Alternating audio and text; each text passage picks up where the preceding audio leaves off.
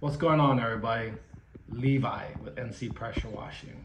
As many of you know, over the past, 2-3 years, I was knee deep into injector modifications, building other things, the Rainmaker, surface cleaners, so forth, right? But today, I'm gonna talk to you guys about injectors. There was a myth, as you go up in GPM, you can't really get stronger mixes, right? When you go to 8, when you go to 10, 12, 14. I've shown that you can downstream, doesn't matter what your GPM is, it has to be set up properly. Your system, your layout has to be set up properly, okay? So what I'm gonna show you today is for you 8 and 10 GPM users, okay? Specifically for your 8, because that's what I have, right? Now, I'm gonna talk about the injector modifications as well.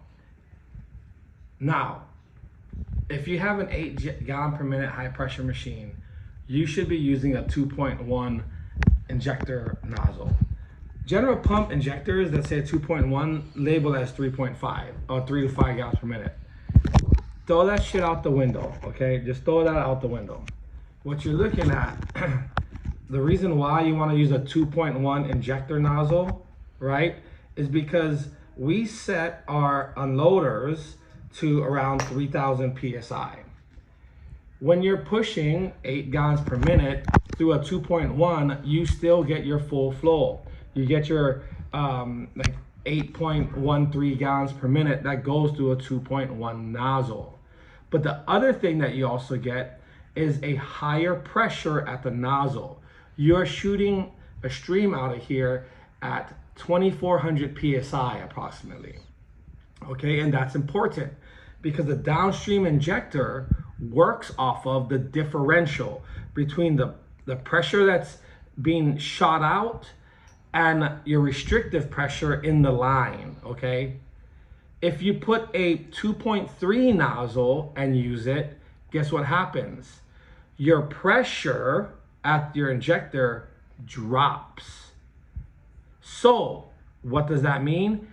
If a 2.1 nozzle will allow you to draw farther. If you were at 300 feet or 400 feet and so forth, right? Because the head pressure is higher, it has a greater difference. That's why I tell you, use the 2.1 nozzle, don't use the 2.3. A lot of you go to the 2.3 because that's the only way you know how to cut your mix, so you're not putting something on so strong. That's the only way you guys have been taught for years and years. It's been drilled into your head by people that don't understand injectors to use, hey, you want a stronger mix? Just use a 1.8, right? They're like, oh, just use a smaller injector nozzle. That's how we make things stronger. No, you use the correct injectors for your machine. You don't use, okay, I'm not gonna beat on it long enough because over this past 2 years, I think I beat a dead horse telling people like, you're wrong, okay? I'm here to tell you how to do it. All right, so what you see before me, I've shown you guys, there's 2 injectors that I will recommend for 8 gallon per minute and 10 gallon per minute machines. A 1553, 1153, okay? And a 1917. Now I'm gonna break it down as far as what it means and how you do it. First thing you do when you do an injector mod, right? You remove this nozzle. This 2.1 nozzle is gonna go back in here when I'm done. If I was to make a 1553, I will take a 964, say it again, 964 drill bit, and from the side that I removed the nozzle, right, I place this into a vise, you got a drill press, and I drill straight through, okay? Step 1. Step 2, I take an 1164, say it with me, 1164 drill bit nozzle, and I drill right here, the intake part. I open it up. That's it. That's for a 15 963. Say it again with me. A 964 drill bit for a 1553. Okay. Now, once it's all drilled out, I place the nozzle back in. I place my connectors on. Then I've posted this list of materials. This 1/4 inch check valve has a 0 psi cracking pressure. This right here is an adapter, right? It allows you to adapt from 1/4 inch NPT to the threads on the injector. I've posted where you can get it from. Your barb selection on this side, very important.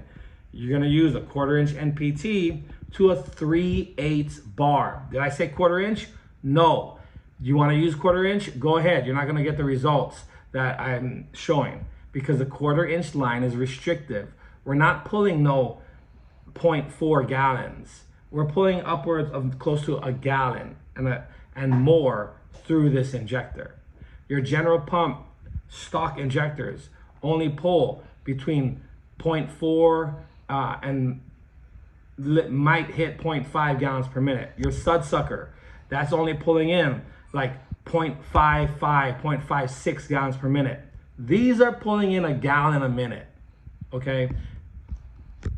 So, you have the adapter and it just goes on there. Of course, you use your tape and all that other stuff to seal it. And that's it, ladies and gentlemen. Now, because a lot of you need further clarification, I'm gonna talk about the 1917. If I wanted to create a 1917, which is gonna even pull more than the 1553, I would use a 532. Say it again with me. 532 drill bit.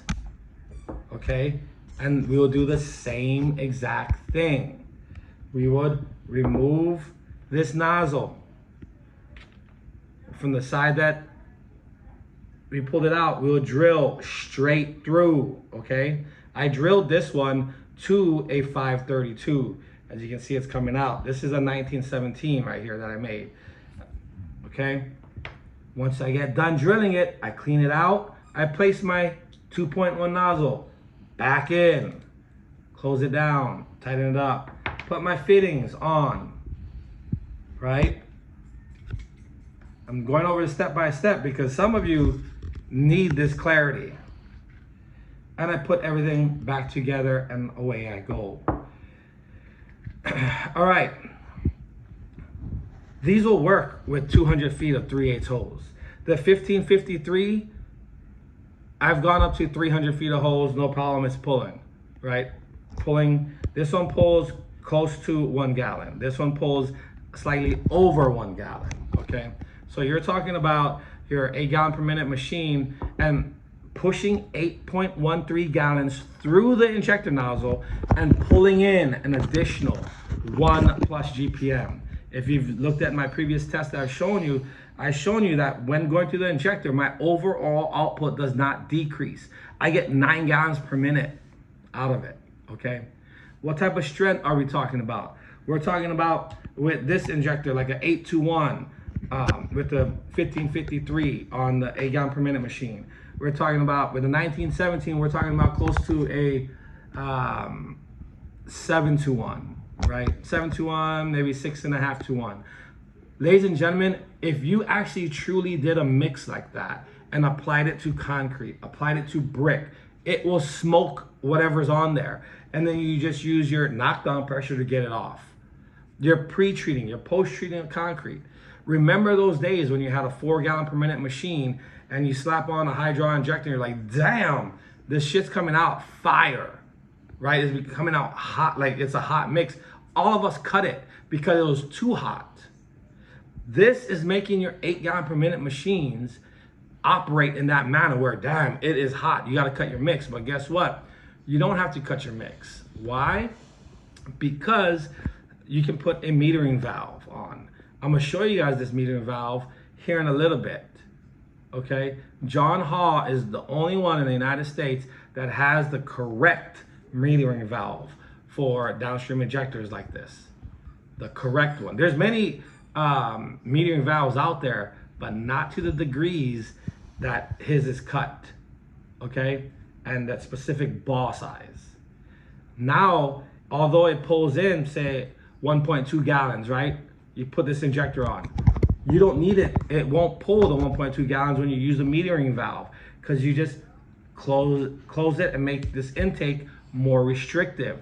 Now you can just pull in 0.5, your regular maintenance house wash mixes, okay? So that's as far as I'll break this down. I have a lot more other injectors that can pull a lot higher, but that's gonna be way over a lot of your heads. For 90% of the market out there that downstreams on a daily basis with their 8 GPM and so forth, this is what you're gonna want. This is what's gonna help you. This is what's gonna be able to keep your employees in check. Because instead of pulling out that soft wash system, that's an upstreaming system where your percentages fluctuate between 2 or 3%, right? You ain't gotta worry about that. You know that, hey, this is gonna max out at a certain percentage, but that percentage is strong enough to go smoke a lot of stuff, and they can just simply turn a dial to bring it down, okay? Downstreaming will always and forever be the most accurate, precise way of introducing chemical into a system. I do recommend you do not do this. If you're trying to meter your intake, don't get those, what is it, that Down DS Pro, whatever, where there's like a freaking 2 valves and you're trying to balance the water and you're trying to balance the intake line. Balancing 2 lines is ridiculous. Like, it never works out. It's always going to create an imbalance. You want to meter 1 line, not 2 lines with 2 different intakes, right? From 2, okay? I hope you guys are following me. I know people are like, oh, but what about the dual port injectors? Yes, if you look at how I do my dual port injectors, they come out dual, but then they connect back to 1 line. And then that 1 line is metered, okay? So, yeah.